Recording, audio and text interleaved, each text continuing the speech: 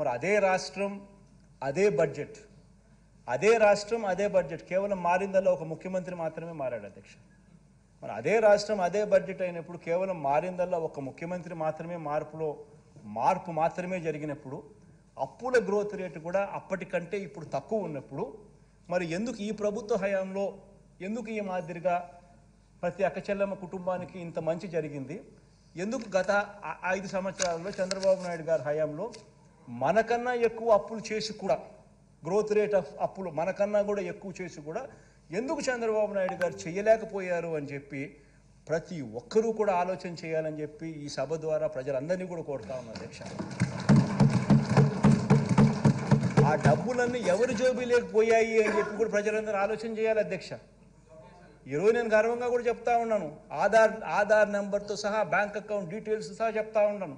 2,55,000 కోట్ల రూపాయలు ఎవరెవరికి ఇచ్చినాము, ఏ ఆధార్ నెంబరు, ఏం బ్యాంక్ అకౌంటు, ఏం డీటెయిల్స్ అని చెప్పగలుగుతా ఉన్నాం.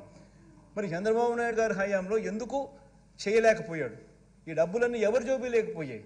ఈనాడికి ఎంత పోయింది, ఆంధ్రజ్యోతికి ఎంత పోయింది, TV5కి ఎంత పోయింది, చంద్రబాబుకి ఎంత పోయింది, జన్మభూమి కమిటీస్కి ఎంత పోయింది, దత్తపుత్రుడికి ఎంత ఇచ్చినాడు? ఇవన్నీ కూడా ప్రజలు ఆలోచన చేయమని చెప్పి నేను కోరుతా ఉన్నాను అధ్యక్ష.